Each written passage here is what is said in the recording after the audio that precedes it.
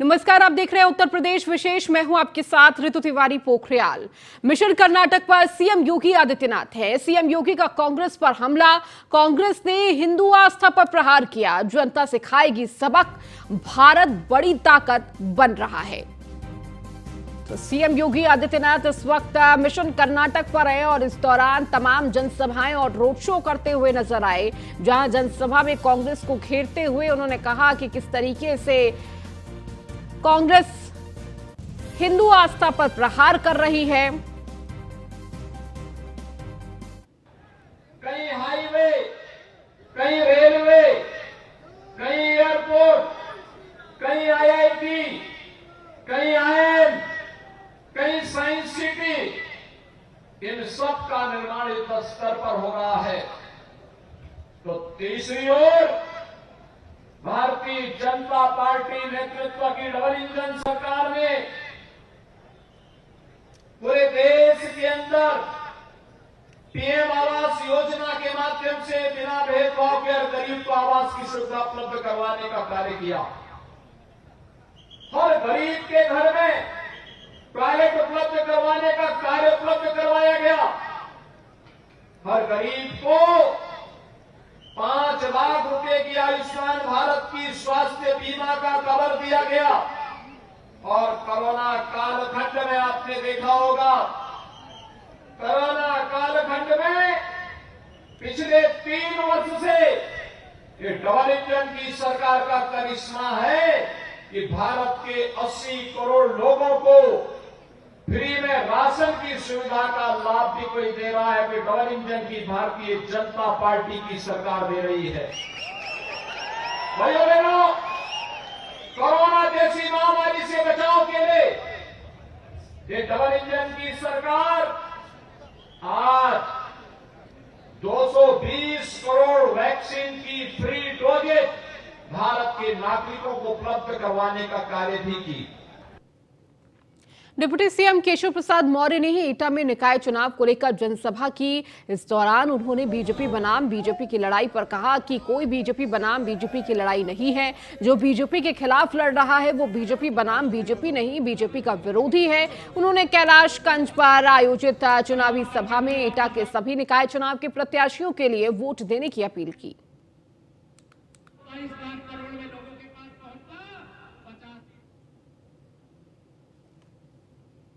11 मई कमल का फूल, बाकी सब कुछ जाओ भूल।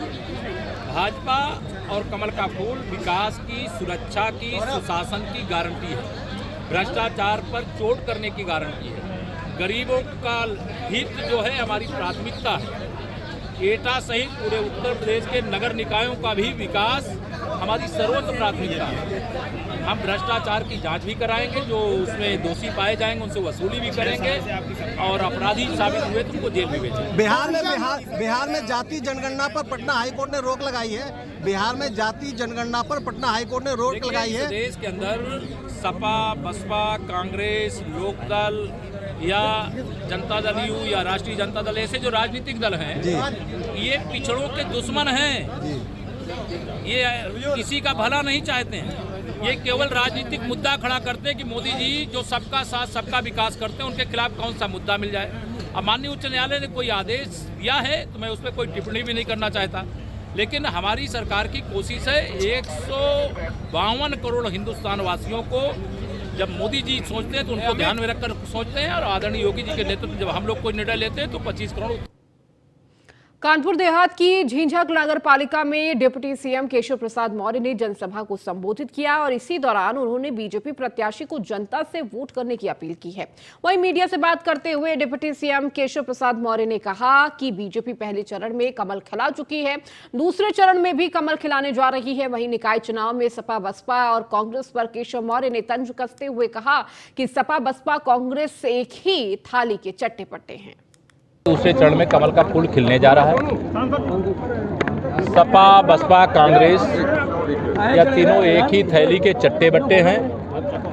ना ये गरीब का भला चाहते हैं, ना किसान और मजदूर का भला चाहते हैं, ना नौजवानों के जीवन में उत्थान चाहते हैं, ना महिलाओं का सशक्तिकरण चाहते हैं। भारतीय जनता पार्टी पर लोगों का भरोसा है और हम आप सबके माध्यम से भी जनता जनार्दन को भरोसा दिलाना चाहते हैं कि उनके भरोसे को टूटने नहीं देंगे और जो अपेक्षा के अनुसार वो कमल खिलाएंगे उससे अच्छा कर। वहीं कानपुर के साकेत नगर में डिप्टी सीएम केशव प्रसाद मौर्य ने पिछड़ा वर्ग मोर्चा के सम्मेलन को संबोधित किया। इसके बाद मीडिया से बात करते हुए उन्होंने सपा बसपा और कांग्रेस पर निशाना साधा और उन्हें पिछड़ा वर्ग का विरोधी बताया। उन्होंने कहा कि बीजेपी पिछड़ों के साथ है। ओबीसी विरोधी कौन है ये जनता जानती है, इसीलिए समाजवादी पार्टी हो, चाहे बहुजन समाज पार्टी हो, चाहे कांग्रेस पार्टी हो, इनको उत्तर प्रदेश से निकाल करके बाहर कर दिया है, आईसीयू में भेज दिया है। हापुड़ में बीजेपी प्रदेश अध्यक्ष भूपेंद्र चौधरी के कार्यकर्ता सम्मेलन में शिरकत की। इसी दौरान उन्होंने कार्यकर्ता और प्रत्याशियों को जीत का मंत्र दिया। मीडिया से बात करते हुए उन्होंने कहा कि बीजेपी विकास के लिए ही जानी जाती है और विकास के नाम पर ही जनता इस बार भी बीजेपी को नगर निकाय चुनाव में जीत का परचम लहराएगी। सांसद, विधायक, हमारी पार्टी के सभी वरिष्ठ लोग जनता के बीच में हैं और अब हमारा जो एजेंडा है डेवलपमेंट का, सुरक्षा का, उस एजेंडे के साथ प्रदेश की महान जनता से हम लोग अपील कर रहे हैं कि एक बार पुनः शहरों के विकास की गति ठीक से चलती रहे। इसके लिए ट्रिपल इंजन की जो सरकार है, केंद्र में भी भाजपा की सरकार, राज्य में भी भाजपा की सरकार और निकायों में भी भाजपा की सरकार, इसके निकाय चुनाव को लेकर सभी दल प्रचार प्रसार में जुटे हैं और इसी को लेकर आज सपा प्रदेश अध्यक्ष नरेश उत्तम पटेल बरेली पहुंचे, जहां सपा समर्थित निर्दलीय महापौर प्रत्याशी डॉक्टर IS तोमर व नगर निगम के पार्षद पद के 80 वार्डों के प्रत्याशी के लिए पदाधिकारियों व कार्यकर्ताओं में जोश भरने का काम किया। इस दौरान नरेश उत्तम पटेल ने बीजेपी सरकार पर हमला बोला और कहा कि बीजेपी सरकार लोगों को ठगने का काम करती है।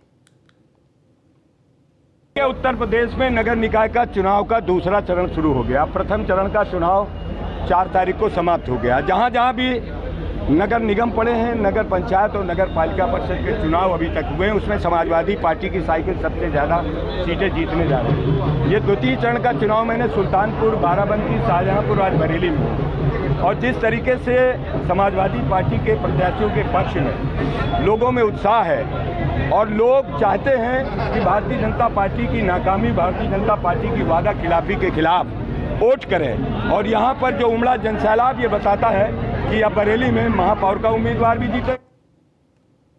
आगरा में वकीलों ने वोटर लिस्ट में लाखों मतदाताओं का नाम सूची में न होने पर मुख्य चुनाव आयुक्त, राज्य के मुख्य चुनाव आयुक्त और जिलाधिकारी आगरा को शिकायत पत्र भेजकर शिकायत की है। वकीलों ने कहा है कि चुनाव आयोग 48 घंटों के अंदर चुनाव की गहन समीक्षा कर चुनाव रद्द कर नए सिरे से मतदाता सूची को सही कराकर चुनाव कराए।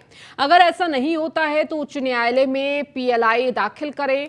दरअसल आगरा में कई मोहल्लों और कॉलोनियों ने पूरे परिवारों का नाम वोटर लिस्ट से गायब होने के चलते वोट नहीं कर पाए।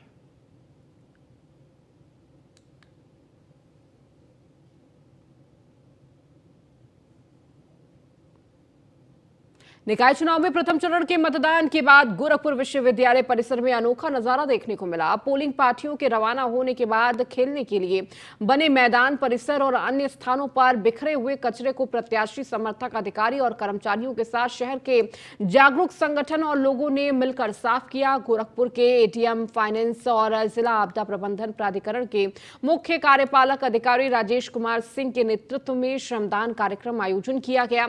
इस मौके पर ADM राजेश कुमार सिंह ने कहा कि कूड़ा, विशेषकर प्लास्टिक, पर्यावरण के लिए काफी हानिकारक है। पर्यावरण संरक्षण के लिए प्लास्टिक का समुचित निस्तारण आदि आवश्यक है। इसमें समाज के हर व्यक्ति को अपना प्रथम कर्तव्य मानते हुए दायित्वों का निर्वाह करना चाहिए।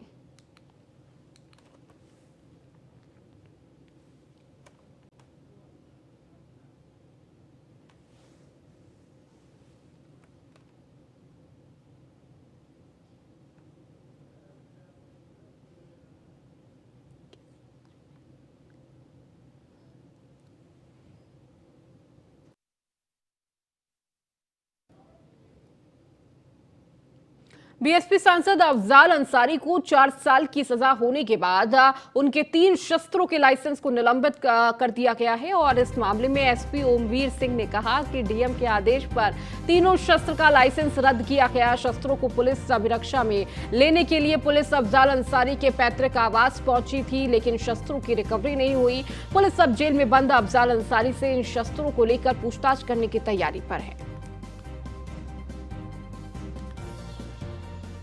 191 गैंग है मुख्तार अंसारी का, उससे संबंधित जितने भी लोग हैं, एसोसिएट्स हैं, उस गैंग के जितने गुर्गे थे, उन सभी के शस्त्र लाइसेंस नज़दीकरण की कार्रवाई कराई गई है गाजीपुर पुलिस द्वारा।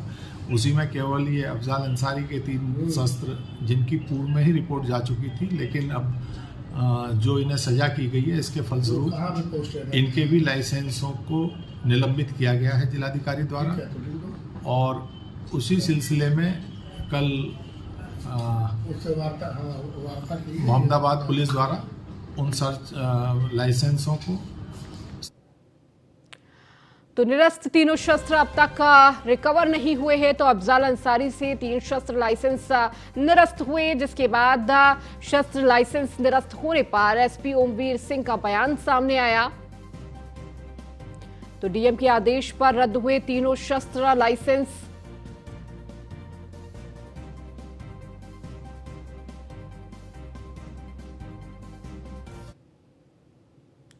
निकाय चुनाव का पहला चरण खत्म होने के बाद सभी पार्टियां दूसरे चरण के लिए जोरों शोरों से जनसभा कर रही है। सभी राजनीतिक पार्टियों के टिकट बंटवारे पर नजर डाला जाए तो देखा जा सकता है कि किस तरह पार्टियां वोट बैंक बढ़ाने और लोकसभा चुनाव 2024 को साधने में लगी हुई है। आपको एक रिपोर्ट दिखाते हैं। निकाय चुनाव का रण, कौन लहराएगा परचम? 24 की तैयारी, कौन पड़ेगा किस पर भारी? निकाय तो रुझान, 24 में असली इम्तिहान। उत्तर प्रदेश में हो रहे निकाय चुनावों को आगामी 2024 आम चुनावों के सेमीफाइनल की तरह से देखा जा रहा है। शायद यही कारण है कि राजनीतिक पार्टियां इन चुनावों में कई तरह के प्रयोग कर रही हैं। निकाय चुनाव के बहाने सभी पार्टियां जमीन पर अपनी ताकत का अंदाजा लगाना चाहती हैं। प्रदेश में सत्तारूढ़ बीजेपी स्थानीय मुद्दों को छोड़कर बुलडोजर और एनकाउंटर जैसी कानून व्यवस्था को राजनीति के केंद्र में लाने का प्रयास कर रही है। बीजेपी ने करीब 350 मुस्लिम उम्मीदवार मैदान में उतारकर नया प्रयोग किया है। इसी के साथ केंद्र और राज्य में सत्तारूढ़ बीजेपी स्थानीय निकायों में मजबूत होकर ट्रिपल इंजन की सरकार बनाने का नारा भी दे रही है। भाजपा की तरफ से सीएम योगी, दोनों डिप्टी सीएम ब्रजेश पाठक, केशव प्रसाद मौर्य ने मोर्चा संभाल रखा है। जगह जगह चुनावी जनसभा और रैलियां करके मतदाताओं को जोड़ने का काम कर रहे हैं। बीजेपी के कैबिनेट मंत्री से लेकर संगठन के पदाधिकारी तक सब अपनी अपनी ताकत के साथ मैदान में उतरकर कमल के निशान पर मोहर लगाने की अपील कर रहे हैं। बीएसपी दलित प्लस मुस्लिम समीकरण, 17 नगर निगमों में से 11 मुस्लिम उम्मीदवार। सामाजिक अंकगणित साधने में लगी बसपा सुप्रीमो। मुसलमानों के साथ बसपा की social engineering. BSP chief Mayawati इन दिनों मुस्लिम मुद्दों पर ज्यादा मुखर है। ये उनकी राजनीतिक मजबूरी भी है। वैसे वो पिछले काफी समय से दलित प्लस मुस्लिम समीकरण बनाकर राजनीति को आगे बढ़ाना चाहती हैं। 2017 के विधानसभा चुनाव के मौके पर उन्होंने खुलकर कहा था, अगर 23% अनुसूचित जाति और 18% मुसलमान बीएसपी के साथ आ जाते हैं तो 41% का ये वोट बैंक केंद्र से लेकर प्रदेश तक में अपनी सरकार बनाने का अस्थायी फार्मूला बना लेगा। लेकिन उनका ये फार्मूला नहीं चला। बसपा प्रदेश में लगातार हाशिए पर जाती गई। निकाय चुनाव में उन्होंने एक बड़ा दांव चला है। प्रदेश के कुल 17 नगर निगमों में से उन्होंने 11 के लिए अपने मुस्लिम उम्मीदवार बनाए हैं। नगर पालिका परिषद और नगर पंचायतों में भी उनके मुस्लिम उम्मीदवारों की संख्या दूसरे गैर बीजेपी दलों के मुकाबले कहीं ज्यादा है। गैर जाटो वोट कटता जा रहा है। बीएसपी प्रमुख मायावती ने ओबीसी के लिए आरक्षित सीटों पर भी मुस्लिम उम्मीदवारों को उतारा है। बसपा से लगातार कहा जा रहा है कि अस्तित्व के संकट का सामना कर रही बीएसपी अपने नए सामाजिक अंकगणित में ब्राह्मणों के जगह पर मुसलमानों के साथ एक नई सोशल इंजीनियरिंग शुरू कर रही है। मायावती ने 30 अप्रैल को ट्वीट किया और कहा कि यूपी के निकाय चुनाव के अंतर्गत 17 नगर निगमों में मेयर पद के लिए हो रहे चुनाव में बीएसपी द्वारा मुस्लिम समाज को भी उचित भागीदारी देने को लेकर यहाँ राजनीति काफी गरमाई हुई है, क्योंकि उससे खासकर जातिवादी एवं सांप्रदायिक पार्टियों की नींद उड़ी हुई है। सपा के सामाजिक न्याय के मुद्दे की परीक्षा, दलितों को जोड़ने में लगे अखिलेश का वार, लोकतंत्र को खत्म कर रही बीजेपी सरकार। इसके अलावा प्रदेश का यह निकाय चुनाव प्रमुख विपक्षी पार्टी सपा के सामाजिक न्याय के मुद्दे की परीक्षा है। सपा सुप्रीमो अखिलेश यादव बीजेपी की सांप्रदायिक राजनीति को सामाजिक न्याय के मुद्दे से टक्कर देने की तैयारी कर रहे हैं। मुख्यमंत्री योगी के गढ़ गोरखपुर से सपा प्रमुख अखिलेश यादव ने कहा कि सत्तारूढ़ बीजेपी दलित, सवर्ण सभी का अपमान कर रही है। अपनी नई रणनीति पर बात करते हुए उन्होंने कहा कि समाजवादी विचारधारा के लोग चाहते हैं कि जातिगत जनगणना कराई जाए ताकि सभी को उनकी आबादी के अनुपात में उनका अधिकार और सम्मान मिले, मगर जातिवार जनगणना के नाम पर बीजेपी घबरा जाती है। पूर्व मुख्यमंत्री अखिलेश यादव ने कहा कि मुख्यमंत्री योगी के खिलाफ मामले की सूची बहुत लंबी है। अखिलेश ने सवाल किया कि क्या उन्होंने अपने खिलाफ दर्ज मामलों को वापस नहीं लिया था। इसके साथ ही सपा प्रमुख ने कहा कि बीजेपी सरकार मामलों की लंबी चार्जशीट दिखा रही है, मगर मुख्यमंत्री ने खुद पर से मुकदमे वापस नहीं लिए होते तो वो आज लिस्ट बहुत लंबी होती।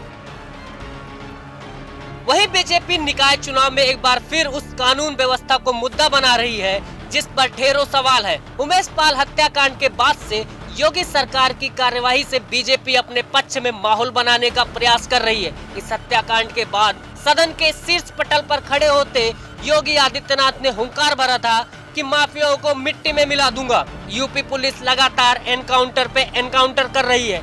इस एनकाउंटर में माफिया अतीक के बेटे असद अहमद समेत उसके गैंग के कई सदस्य मारे गए। हालांकि उमेश हत्याकांड का मुख्य अभियुक्त गुड्डू मुस्लिम और अतीक की पत्नी शाइस्ता अभी भी पुलिस की पहुंच से बाहर है।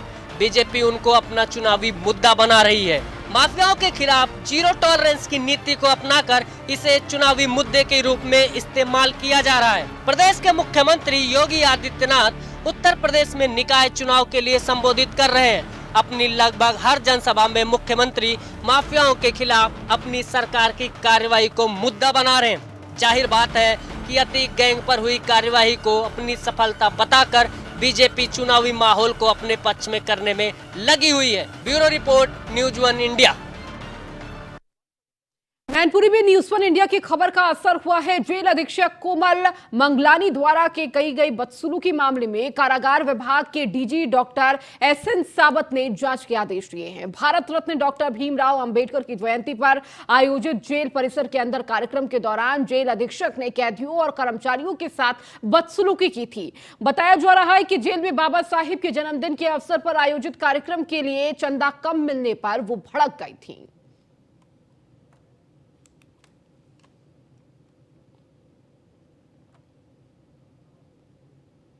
लखनऊ में स्कूटी सवार दंपति के साथ लूट के प्रयास मामले में डीसीपी नॉर्थ ने कहा कि पुलिस मुकदमा दर्ज कर आरोपी की सरगर्मी से तलाश कर में जुटी हुई है। आरोपी के पकड़ने के लिए 5 टीमों का गठन किया गया है। घटनास्थल के आसपास लगे सीसीटीवी कैमरे भी चेक किए जा रहे हैं। जल्द ही आरोपी को धर दबोच लिया जाएगा। आपको बताते चले कि कल रात स्कूटी सवार दंपति से लूट हुई थी। इस दौरान महिला और मासूम बच्चे को गंभीर चोट आई थी। दोनों का अस्पताल में इलाज जारी है। नीरज मिश्रा नाम के एक व्यक्ति है जो कि भिंडिया टोला अलीगंज के रहने वाले हैं। ये राम बैंक थाना मणियाओं से अपने घर की तरफ आ रहे थे। तो आंचलिक विज्ञान केंद्र के पास की ये घटना है। यहाँ पर पीछे से बाइक सवार एक व्यक्ति आता है जो कि पल्सर से रहता है, हेलमेट लगाए हुए व्यक्ति आता है जो कि इनका पर्स छीनने का, पीछे इनकी एक महिला रहती है और उनके हाथ में एक बच्चा रहता है। तो पर्स छीनने का प्रयास करता है। उस प्रयास में गाड़ी डिसबैलेंस होती है। वो पर्स नहीं छीन पाता है, लेकिन गाड़ी उस प्रक्रिया में गाड़ी डिसबैलेंस होती है जिससे कि महिला और बच्चे अगली खबर हाथरस से है, जहां पर सासनी कस्बा के प्राथमिक विद्यालय संख्या 3 के बच्चों का एक वीडियो वायरल हुआ है। वीडियो में बच्चे स्कूल समय में साइकिल पर मिट्टी लाद कर ले जाते हुए दिखाई दे रहे हैं। वीडियो में बच्चे बताते हुए दिखाई दे रहे हैं कि शिक्षकों ने उन्हें मिट्टी का कार्य करने के लिए कहा है, इसीलिए वो मिट्टी ले गए हैं। और वहीं वीडियो सामने आने के बाद बीएसए ने मामले की जांच के आदेश दिए हैं। सवाल यह है कि अभिभावक अपने बच्चों को इस भरोसे के साथ स्कूल भेजते हैं कि उन्हें वहां पढ़ाया लिखाया जाएगा, लेकिन वायरल वीडियो कुछ और ही कहानी बयां कर रहा है।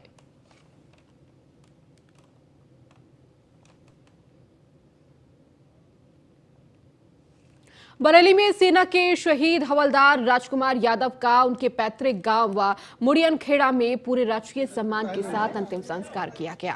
क्षेत्रीय विधायक राहुल लोधी और पूर्व राज्य मंत्री सुरेंद्र विक्रम सिंह उर्फ पंजाबी सिंह, पूर्व ब्लॉक प्रमुख उमाशंकर यादव सहित कई सामाजिक संगठनों और सैनिक संगठनों के लोगों ने उन्हें श्रद्धांजलि दी। साल 2002 में राजकुमार यादव सेना में सैनिक के पद पर नियुक्त हुए थे। वर्तमान समय में राजस्थान की जैसलमेर के श्री गंगा नगर में 16 सीआरपीएफ बटालियन में हवलदार के पद पर तैनात थे। गुरुवार को रात को सेना के कैंप परिसर में संदिग्ध परिस्थितियों में हवलदार राजकुमार यादव का शव मिला था।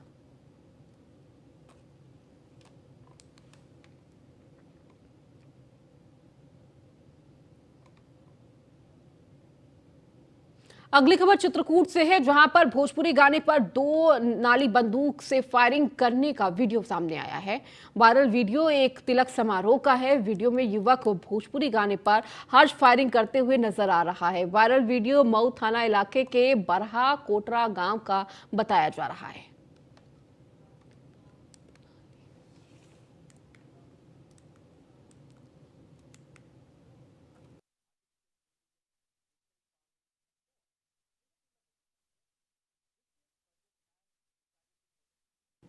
झांसी के बबीना थाना इलाके में उस समय हड़कंप मच गया जब 2 अलग अलग जगहों पर 2 शव पाए गए। एक शव बुध बाजार के पास शीशम के पेड़ पर फांसी के फंदे से लटका मिला।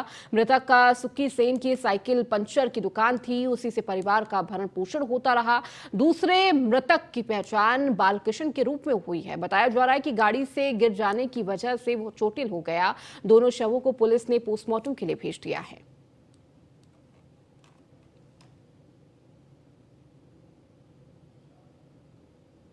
अब खबर फर्रुखाबाद से, जहां न्यूज़ 1 इंडिया की खबर का असर हुआ है। महिला की मौत के बाद हंगामे का मामले में छापेमारी की गई। मुख्य चिकित्सा अधिकारी ने छापेमारी की। मेडिकल की छात्रा नर्सिंग होम चला रही थी और उसी नर्सिंग होम में महिला की मौत हो गई। परिजनों ने लापरवाही का आरोप लगाया था। सीएमओ ने एमसीआई की कार्रवाई के लिए पत्र लिखा। अलीगढ़ मेडिकल कॉलेज की है छात्रा दीप्ति मिश्रा, तो कमालगंज के न्यू भारत हॉस्पिटल का ये पूरा मामला है।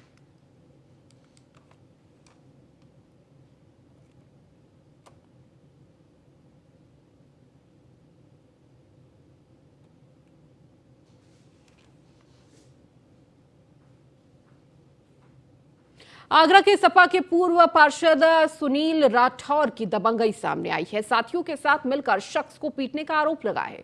जमीनी विवाद में घर में घुसकर ये पिटाई की गई। शख्स के मारपीट करते वीडियो सामने आया है। पूरी थाना ताजगंज इलाके के ये पूरा मामला बताया जा रहा है, जहां साथियों के साथ मिलकर शख्स को पीटते हुए नजर आए।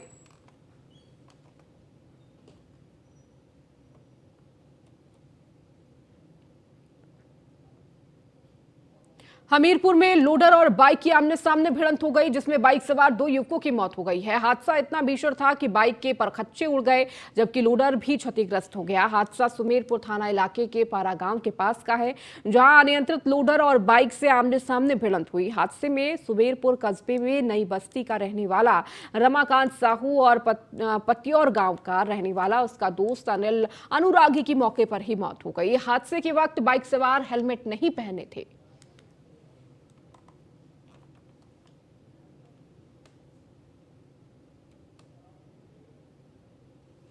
लखनऊ उत्तरी जोन की सर्विलांस टीम ने लखनऊ समेत आसपास के जिलों में खोए हुए 75 मोबाइल फोन बरामद किए, जिसकी कीमत 15 लाख रुपए बताई जा रही है।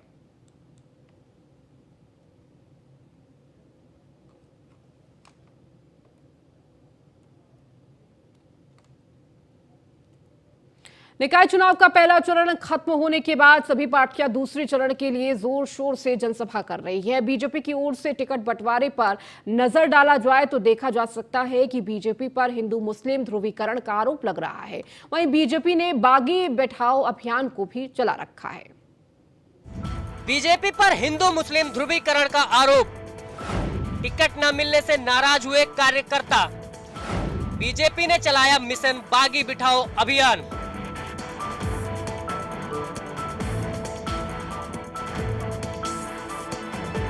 बीजेपी की बात करें तो भारतीय जनता पार्टी पर लंबे समय से हिंदू मुस्लिम ध्रुवीकरण कर मतदाताओं को लामबंद करने का आरोप लगता रहा है।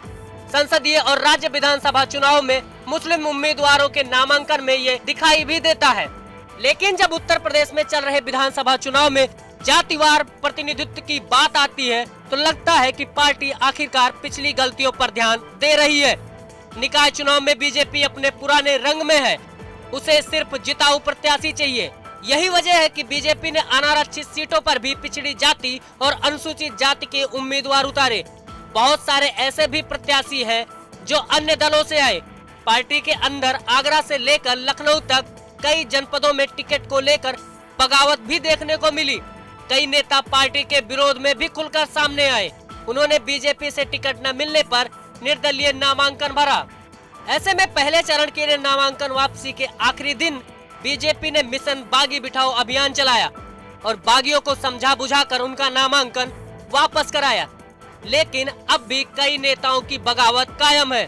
टिकट को लेकर पार्टी में बढ़ती बगावत को देखते हुए बीजेपी प्रदेश अध्यक्ष भूपेंद्र चौधरी ने तमाम जिलों में बागी उम्मीदवारों को मनाने के लिए दिग्गज नेताओं को जिम्मेदारी दी।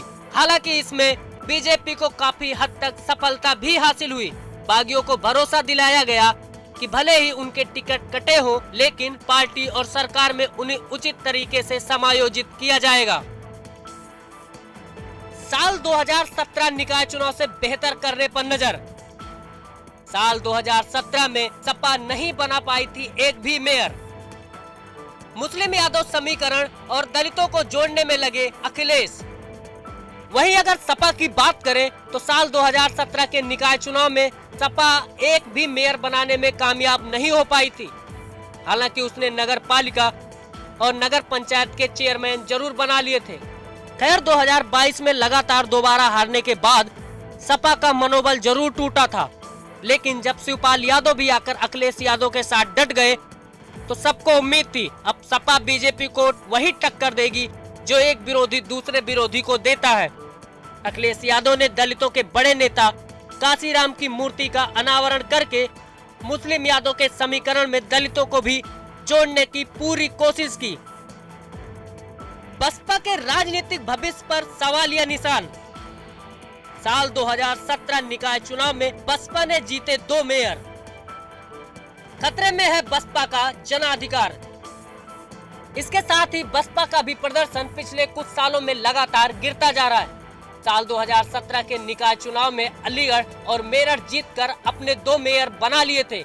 लेकिन इस बार बसपा की राह पर कई चुनौतियां हैं। एक तो ये कि बसपा के राजनीतिक भविष्य पर सवालिया निशान तो है ही, दूसरा ये कि दलितों को मुख्य धारा में रखने वाली राजनीतिक पार्टी का जनाधिकार भी खतरे में पड़ रहा है। जहां एक तरफ बीजेपी साम दाम दंड भेद के साथ आगे बढ़ रही है तो वहीं सपा और बसपा निकाय चुनाव में जीत के सहारे अपनी फीकी पड़ रही राजनीति को धार देने की कोशिश कर रही है। अब ऐसे में देखना होगा कि राजनीति के इस अखाड़े में कौन सबसे सटीक दांव चलेगा और जनता के मुद्दों को साध पाएगा। सियासत के इस उठापटक में कौन किस पर भारी पड़ेगा और वोट बैंक की राजनीति का ऊंट किस करवट बैठेगा। निकाय चुनाव में पहले चरण का मतदान खत्म हो गया है। आगामी 11 तारीख को दूसरे चरण के मतदान के बाद 13 मई को परिणाम आने के बाद साफ हो जाएगा कि 2024 में होने वाले चुनाव में कौन सी पार्टी फ्रंट फुट पर रहेगी और कौन बैक फुट पर। Bureau report, news 1 India. Bulletin में फिलहाल इतना ही। बने रहिए न्यूज़ 1 इंडिया के साथ।